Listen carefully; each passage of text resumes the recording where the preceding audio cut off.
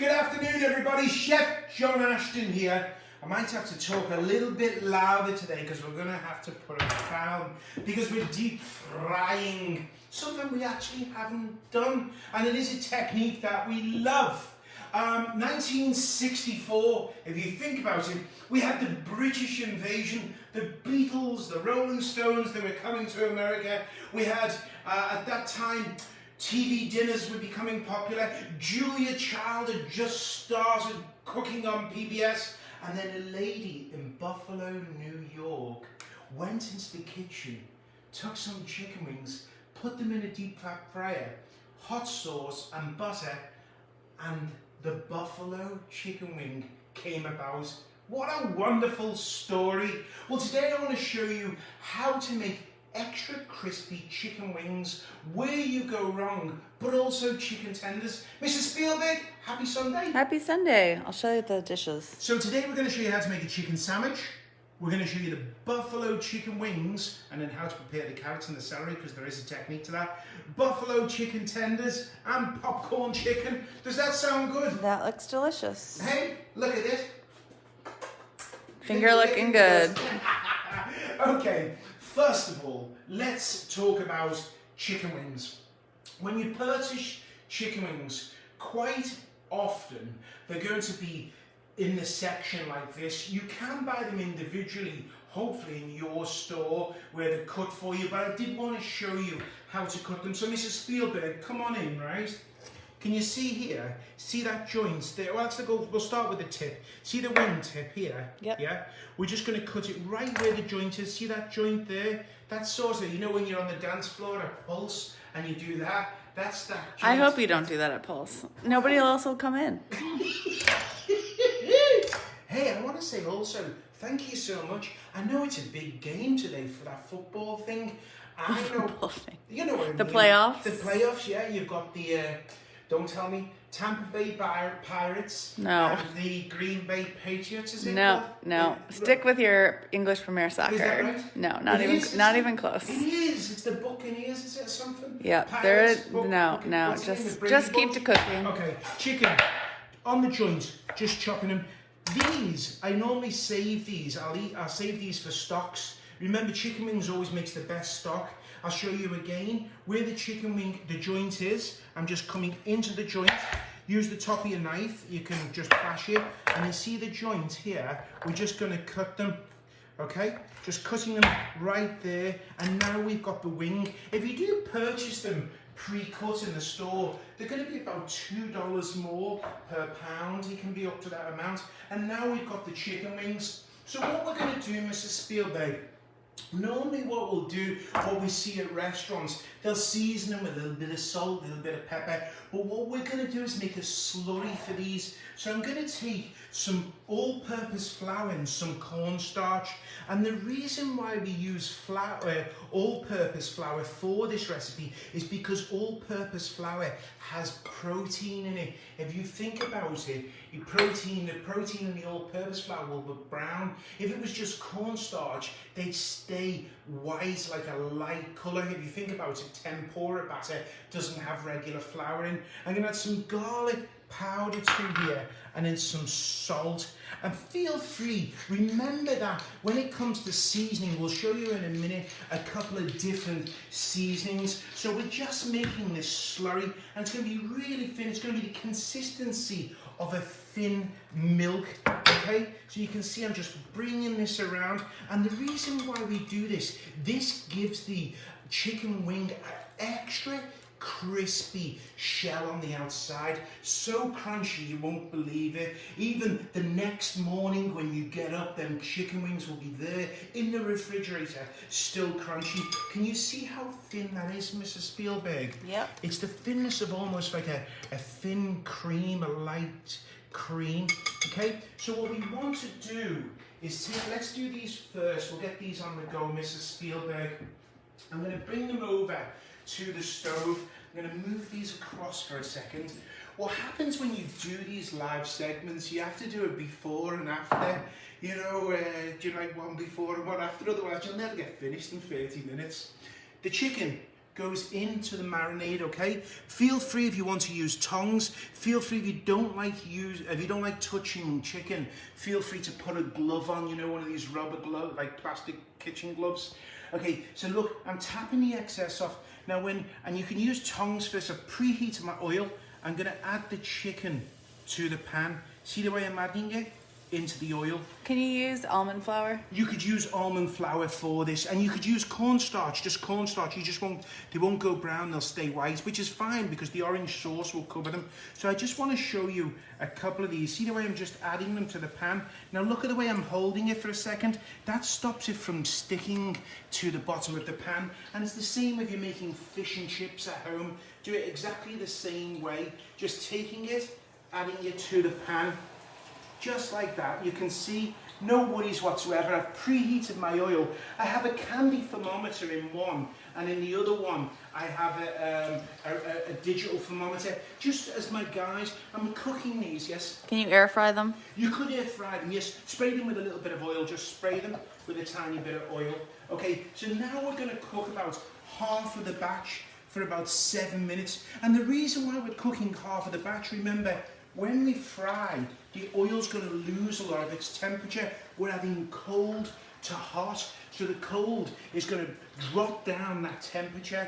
So you'll notice that the oil will drop down, just holding it, and we'll let them cook. So we'll just put these off to one side for a minute. And while these are off to one side, yes, my dear? If you don't want to deep fry them, can you bake them? You could bake them. You know, if I was going to go baking, I wouldn't put the flour coating on it. I'd just spray them. I would salt and pepper them beforehand just to dry that skin out. But I'd actually salt and pepper them beforehand, put them in the refrigerator on a tray, let them naturally dry in the refrigerator uncovered, and then spray them with oil and bake them. What's the temperature for the oil? 350 Fahrenheit for these now.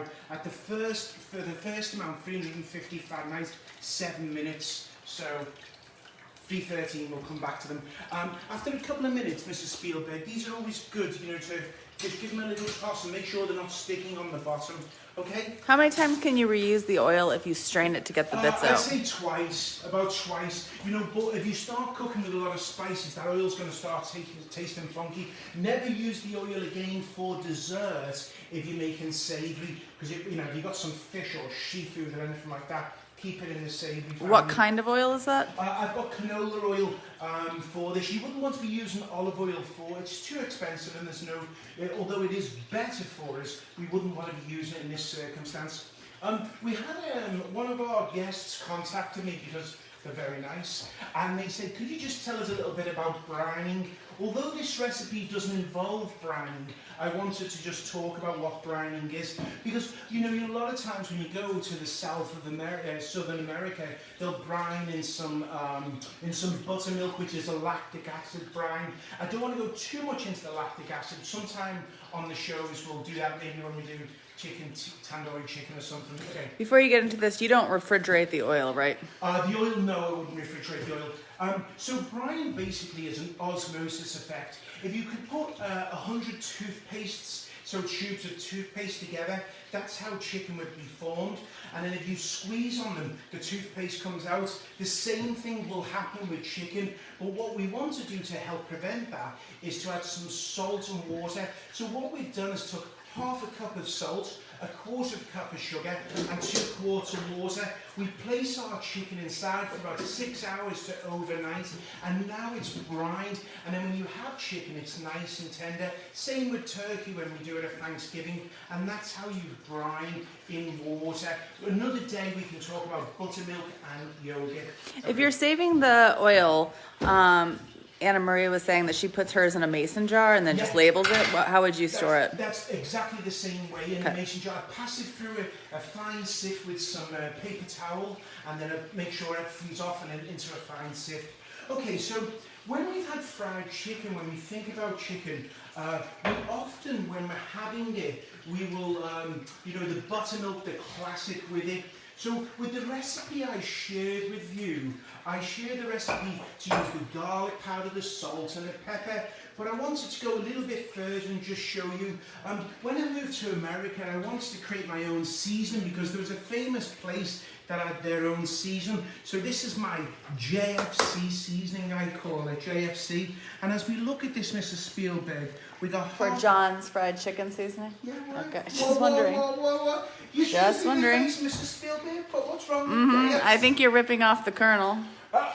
Come on, steady on there. Okay, look, 2/3 of a teaspoon of salt, half a teaspoon of fresh dried thyme, half a teaspoon of basil, 1/3 of a teaspoon of oregano, 1 teaspoon of celery salt, 1 teaspoon of black pepper, 1 teaspoon of dried mustard, 4 teaspoons, but there's less in here, of paprika, 2 teaspoons of garlic salt, a little bit of 1 teaspoon of ginger, and 3 tablespoons of white pepper.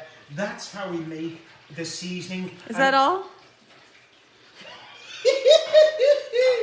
We just take them.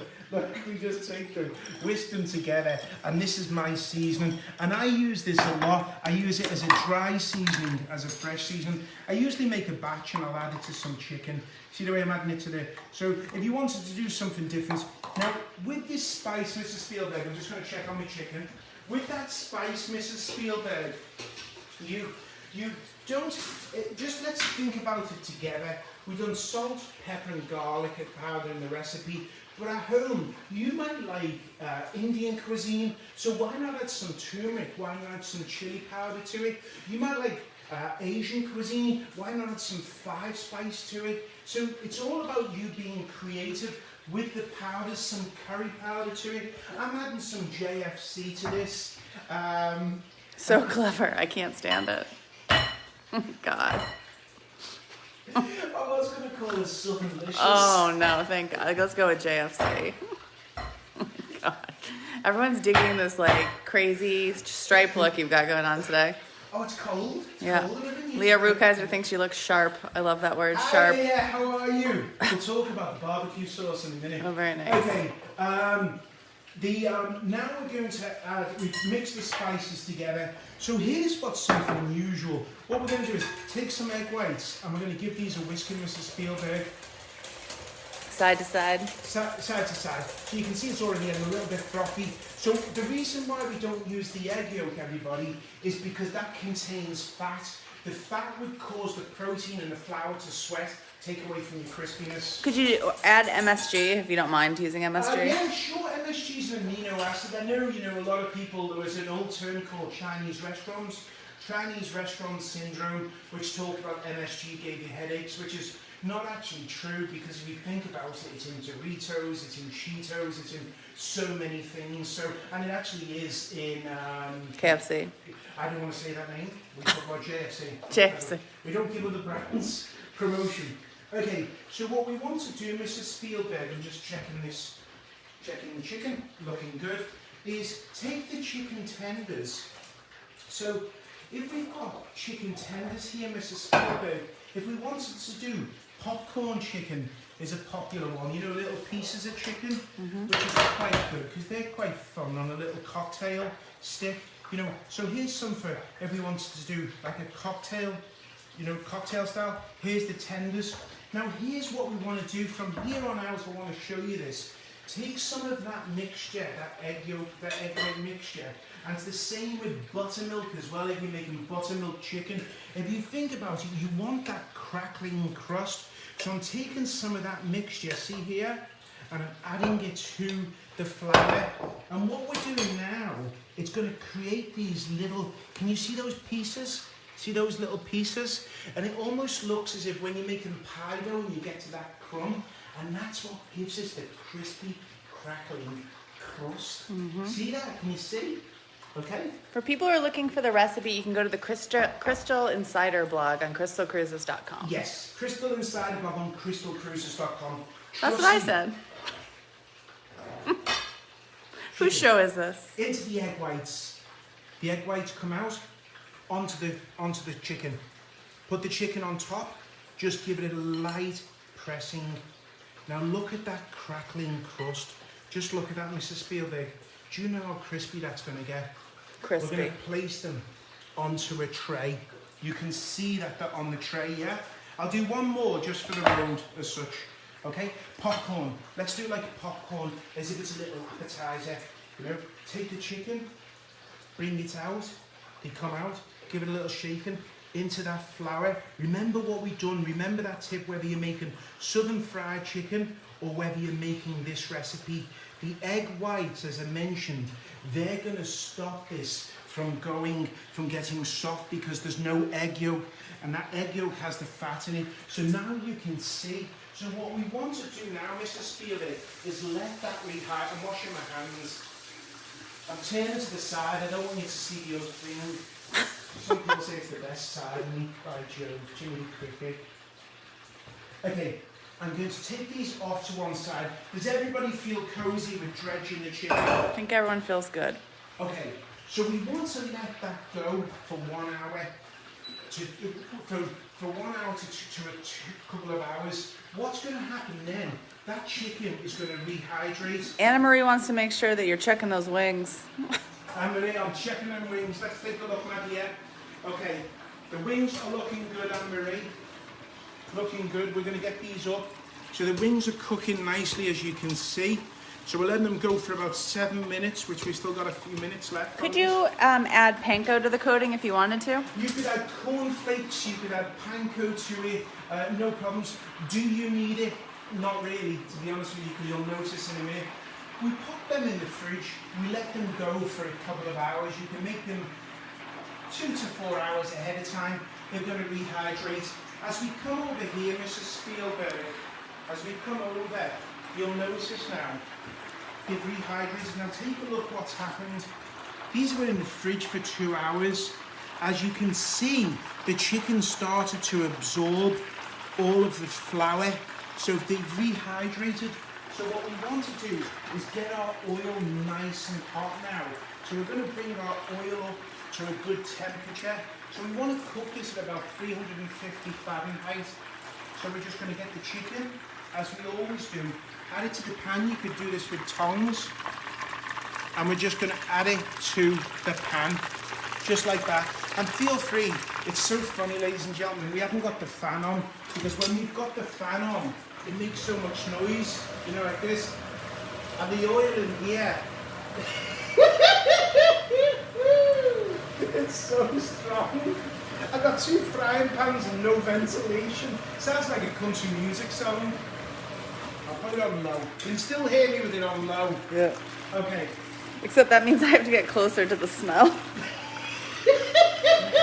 Mrs. Spielberg's got a jumper pulled up, pull over pulled up. I'm going to add the chicken to the pan and we're going to let this cook. Okay, so Anne-Marie, the chicken is looking good. This is going to come out. So what we would do is bring this out, and now we're going to get this up. We're going to get these up now. What happens with chicken wings, Mrs. Spielberg? Now, if you look at that now, that's really crunchy. Let me get a knife and I'll show you. I just want to show you. It's not brown yet because we're going to go for a double fry with these. So just listen to this, Mrs. Spielberg. Yep. You hear that crunch? Yes. Okay, now look, these sat there for 10 minutes. Look how soft they've become. So what happens is with chicken wings, they have a tendency, as they sit, they go soft. The inside meat causes a steaming process, and that's what makes them soft. So normally, when you have buffalo chicken wings, within the first 5 minutes, they've gone soft. So how do we stop that softness? What we do is we get the chicken and we give them another fry. So they've got single fries. 2 fries? 2 fries. 2 fries. Oh And no. Back to Oh my god. I'm putting my hood back up on my sweatshirt. Oh my god. I need those things that they give to horses when they're at the track, you know, like the blinders. Stop it. Oh, it's so funny. It's so silly. Normally in a professional kitchen, you have the fan on, and then you turn the fan on. It's too cold to open the windows. Oh my god. So let me show you. So now we're going to stick these back on for a few minutes. Okay, we're sticking these on for a few minutes for the second fry. And this is going to give them that extra crispy crust. So the chicken's cooking, we've got the tenders cooking, 350 Fahrenheit. These will take about 7 minutes for the tenders to get nice and crispy. We rehydrated them. Let's go and make us some sauce. We can come away from the stove. Thank God. Oh, sausages. Oh. Oh, I can't wait for everybody to be on board and see everyone. Buffalo chicken sauce is something that just happened by accident. And everybody has, yes. Same oil temperature for the second fry? For the second fry, 375. We're bumping the heat up now. We want to get them nice and brown. 350 because we want to make sure the chicken wings cooked all the way through. If you do take the same egg white recipe and flour into fried chicken, 325. So that means, you know, the whole body, the thigh, that's 325. Whenever something's bigger, we want to cook between, whenever fried chicken, 300 to 325. If you go over that, it's going to... Why the pointing fingers? I don't... I don't know, it's Okay. on the scale, I guess. Okay. Whenever we fry chicken, it's always between 300 to 325. The reason why we do that is because it's a big piece. If it's going to be a thigh, that's going to take longer to cook than a chicken wing. So we want to make sure it doesn't go brown on the outside and raw on the inside. So that's why we always cook. You never cook below 300 Fahrenheit because what happens then, that's when you get it when it's really greasy. So buffalo chicken, it's one of those things where I found in the United States, it's everybody's preference. But I want to come up with a solution to some of the common problems and what people say. First of all, always unsalted butter. And then what we're going to do is unsalted butter, some Frank's. I like to use some Frank's hot sauce in there. For the sweetness, I like to add brown sugar. Now, here's a common problem with people. Some people like sweetness, some people don't like sweetness. If you find that it's got too much sweetness, add some more vinegar, apple cider vinegar, white wine vinegar. What are you laughing at? Because your fingers are covering the whole label. Well, it doesn't matter about it, it's just apple cider vinegar. Oh, okay. Have some apple cider If it's too sweet, yeah. Have you ever tried a half cook via boiling of the chicken wing before doing the coating? I've tried what? Like boiling the chicken first before you coat it? Yeah, Stanley, it doesn't get, you can actually, if you're looking to cook healthier, you can half cook the chicken, broiling it, or you can boil it, or you can sous vide it at 170, and then you can just dredge it in the flour, quick cook, happy days. If it's too vinegary, the sauce, you need some more sweetness. Add some sugar, maybe brown sugar. You could add some honey to it, white sugar, agave nectar. The next one is spice. Some people like it really spicy. I just want to check my chicken. Like John Honeycutt and Heath Honeycutt, who are on today. John loves spicy. And our neighbor across the street, who's also on John, he is John also... across the street, no, he likes it spicy, but he doesn't like it where his lips fall off. So we had some habanero powder, and our neighbour John across the street, and two Johns tried it, and I thought they were going to be lipless. If it's not spicy enough, you can add some more. Tabasco is more aggressive, or you can add chili powder to it. So feel free to add spice. So I like to add a little bit of barbecue sauce to mine. I know it sounds strange, but I just think that it works out really well. John said it nearly killed him. Me too. Sausages. We've done some laughing today. It's great to be back, isn't it? What am I doing? I'm looking for my wrist. So now we've got a buffalo sauce. We're happy days. Everybody's happy at the Ashton residence. The buffalo sauce is ready. If it's too sweet, add some vinegar. If it's too vinegary, piquant, add some sugar. If it's not spicy enough, add a little bit more chili pepper. Remember, always unsalted butter. That's the key to a buffalo sauce, I find. Let's check our chicken, Mrs. Spielberg. I'm coming in. The chicken wings are looking great. Look at the colour on them. By Jove, Jiminy Cricket. Tell me those don't look just glorious. Look at that. Come Amazing. on. That's unbelievable. This is an Englishman cooking. Remarkable. Remarkable. Look at these chicken tenders. looking absolutely fabulous. So let's get these chicken wings out now. You know, and I know, that these are going to be extra crispy. Look at the colour on them. Remember, because we double fried them, we're not going to have that problem with steaming anymore. Remember the steaming process, which we talked about? We're not going to have that problem. Now you've got to let these sit for 2 minutes before you put them in the sauce, because we want the tops to set, okay? 2 minutes in that. Just let them sit for 2 minutes, and then I'm going to show you that crackling crust. I'm just going to put these on this one because it's a bit hotter.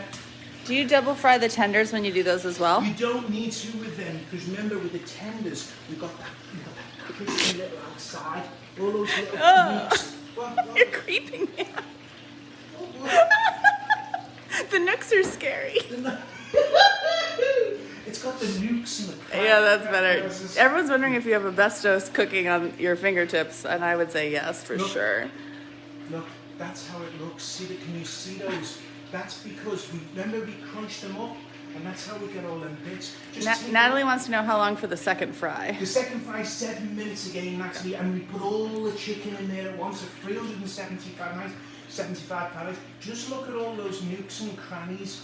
You know as well as I do, that's going to be so crispy. Unbelievable. I know there's going to be many English people thinking, I'm going to have to get the false teeth out for them. Everyone thinks they look great, but they're wondering if you're cooking them twice for 7 minutes, isn't the meat going to be overcooked? No, because no, absolutely not. Not the chicken wings. It's pretty much impossible to overcook a chicken wing, to be honest with you. With a chicken tender, that would be different, but with a chicken wing. And another good fact about chicken wings, do you know chicken wings are actually white meat? If you take away the collagen, it's actually white meat on the inside, because the chicken doesn't do much flying. Well, it doesn't do much flying. I can't handle it. No. It's its wings. No. You must miss going to American weddings with the chicken dance. Okay, so here we go. So let's take a look at what we've done.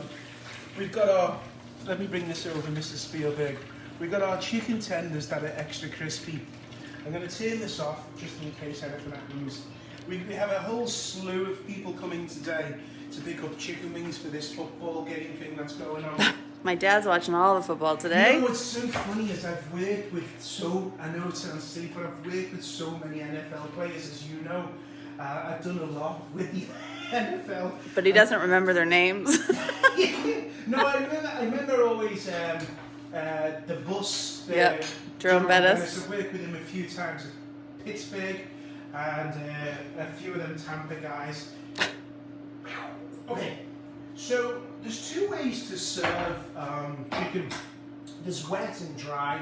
So I want to, our friend John, he was very kind to remind me, why don't you do some dry ones, show the guests how to do dry ones, which, John, I know what you were doing. You were just doing that so you could have some dry ones as well when you pick them up after. So I've got a barbecue rub here. This is my Memphis rub. And it's something I learned when I was at Memphis in May, which is a big barbecue festival. And you can use your own recipes. Memphis seasoning. I haven't seen this one. You haven't seen this? Well, you haven't seen JFC? Okay. Not till today. I just want to listen to this, Mrs. Spielberg. I'm going to get this knife, and I just want you to listen to this. You can't even, it's until you're here and you try these, just listen. Can you hear that? Uh-huh. You've never seen a chicken wing that crunchy. Never. It's unheard of. Listen to these chicken tenders. Look. Except it's going all over my sweatshirt. I need a shower. Okay, I'm going to take the chicken wings and we're going to take some wet and some dry. So there's a few ways in there. Now, if you like Chinese cuisine, you could add some sweet and sour to this. If you like, you could add some General Tso, General Tso mixture to it. So it doesn't have to be buttered chicken. If you think about that chicken, what we've done with the small amount, that would be perfect for General Tso, or it could be, perfect for sweet and sour chicken. Any of those sauces, the same process. So I'm going to take some of the dry mixture and I'm going to place it on. Oh, sausages. Someone asked me, I'll just show you this as well. Someone sent me a message and they said, could you show us how to do Nashville hot chicken? So I'll quickly show you how to do that. Nashville hot chicken is 2 tablespoons of cayenne pepper, 1 tablespoon of brown sugar, and 1 tablespoon, half a teaspoon of what's his name, garlic powder. And then what they do, it's quite unhealthy, but this is how they do it in Nashville. They just take half a cup of the oil and they just mix it in, and that's how they do it in Nashville. Alexa, stop. And that's how they make it in Nashville. Wait, did you just put a ladle of oil in it? Half a cup of oil, hot oil, and that's how they make it in Nashville. We've done, I filmed there a few times with the famous place there with Nashville. Let me just get that fork to mix that up. And that's how we do Nashville hot, what we call, it's the cayenne pepper, and it's spicy. If you take a look at that, and then what they normally do is, the chicken should be hot. You want it nice and hot, and what we normally do for Nashville chicken is we just brush it, and that's how you do Nashville chicken. So we'd had a message today, could you show us how to make Nashville chicken? Just make sure the chicken's extra spicy when you brush that oil on, otherwise if the chicken's cooler it will be greasy. Believe it or not, when it's really hot it is. So now we're going to add some of the, we want to add a small amount, Mr. Spielberg, of that buffalo sauce to the chicken. Just taking some of the chicken, buffalo sauce, and just adding that to it. And then we just want to toss, nice big bowl. Just listen to that noise. Can you hear that? John Terry is really loving the crispy sound. Can you hear it? Just listen. No, listen. This is a moment that's just, it's a game changer. Listen, they've been out for about 5 minutes now. Normally, if that was one of these regular recipes that you see, that thing would be snoring. We'd be snoring, but look at it, it's alive. It's so happy. When it comes to serving this, Mrs. Spielberg, traditionally in the United States, we serve these with carrots and celery. Just a note on carrots and celery, if you could, just to take you to that next level. When you have carrots, don't just slice them and, you see the way it's all dusty and musty and it's got no, it's, you know, when you have that, it's got that rawness to it. Just take the carrot and in some boiling water, just cook it with some salted boiling water for 1.5 minutes. It's going to be bright and it's going to take that raw edge off it. And with celery as well, just take the stick of celery. Please don't just, it's nice to have the fibre in the celery, but if you want it more pleasant as you're eating your football game, just take a peeler and peel that off. See that fibrous part? And it's much more palatable when you just do this, take that excess fibre off the top. Now when you eat that piece of celery, it's just lovely. It doesn't have that part where it gets stuck in your teeth. You know, the old days before I got these American ones, it never bothered me, but now it does. Deborah liked the cool tip on the carrots. Yeah. Me too, Deborah. I didn't know that. That's actually really fun. I hate when they come like that when you're at a restaurant. And just raw like boiling water for about 1 minute. And then the celery as well, we just peel it as well, and it really makes the experience much more pleasant. When it comes to serving this, in America they'll serve it with blue cheese dressing and ranch dressing. Statistically, ranch dressing is the most popular dressing to serve with buffalo chicken wings. I think the world's record is 26 minutes, 444 wings. So I do hope Artie... Eating? That's it, that's the world's record for wow. This year alone they project that there will be 1.4 billion chicken wings eaten Super Bowl weekend. And I'm hoping we can make it 1.6 with this recipe. So we're getting ahead. Anyone have any questions? I know we covered a lot of ground today before we head out. What are we cooking next in 2 weeks? In 2 weeks' time, we're coming back. I'm going to share with you, it's getting close to Valentine's Day, so we want to share a real effortless Grand Marnier individual chocolate cake. We just worked on it yesterday. The last 2 days we've been working on that, and it's brilliant. I think it has about 4 or 5 ingredients, and the results are marvellous. You don't need any fancy equipment for this one. Just a nice hot oven at 450 Fahrenheit, and it's impeccable with a raspberry sauce. So romantic. So romantic. Anyone else before we go? Last time, have any questions? Thank you. Thank you for visiting. I also want to take time out to say thank you to John Joseph for Friday night show. It was really wonderful to watch your show, and it was just good to laugh again. I sent you a note this morning, John, and then thanks to all the team members who've been reaching out for us. All of our team members are on board, and thank you to all the marketing department. department and everybody. You know, there's so many people that behind the scenes, Scott and Keith, and all our team in Miami who are behind the scenes, and they believe in me, and they're just so kind.